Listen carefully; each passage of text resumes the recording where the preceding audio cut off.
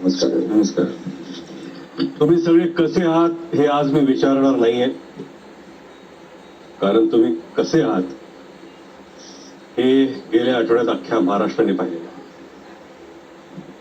त्यामुळे मी थेट मुद्द्यावर जाणार आहे. विशाल, गेल्या आठवड्यात जेव्हा तुम्हाला घरातल्या सदस्यांनी अहंकारी म्हटलं होतं, तेव्हा तुम्ही म्हणाला होतात की हे सेल्फ प्राईड आहे, स्वाभिमान आहे माझा.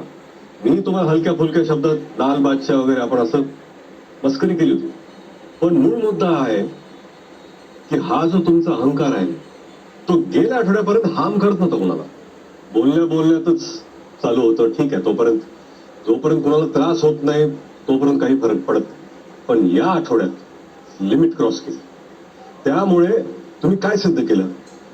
तुम्ही हेच सिद्ध केलं की जे इतर सदस्य तुमच्याबद्दल बोलत होते ते सगळं खरं आहे आणि बरोबर आहे. दीपाली, तन्वी, सागर, अगदी तुमच्या जवळच्या मैत्रीण अनुश्री यांनी तुम्हाला सतत आणि गेल्या आठवड्याची नाही पण मध्ये मध्ये वारंवार तुम्हाला समजवत गेल्या की आपला हा अहंकार कमी करा.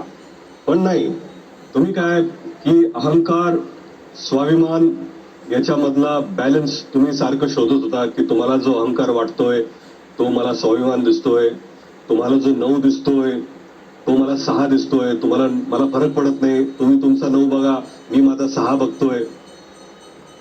पण आज त्यांचा 9 हा तुमचा 9 झालाय आणि हा संपूर्ण 9 हा महाराष्ट्राने पाहिलेला आहे. तुम्हाला तुमच्या खेळाचा अहंकार आहे, खेळाबद्दल मी काही बोलत, पण तुम्हाला तुमच्या ताकदीचा अहंकार आहे. आणि हा ना हळूहळू वारंवार सीझनभर दिसून आला.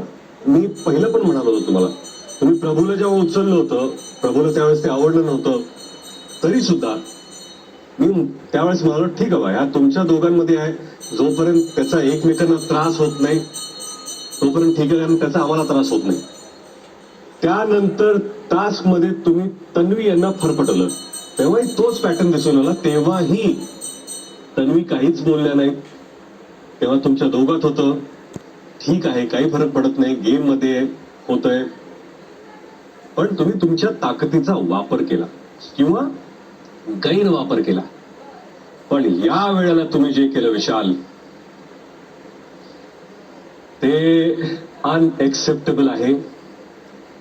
ते कुणालाही पटणार नाहीये आणि ते मी तुम्हाला थेट सांगतो, महाराष्ट्राला पटलेलं नाही आहे. तुम्ही राकेश यांच्या अंगावर धावून गेलात, त्यांना धक्का मारलात.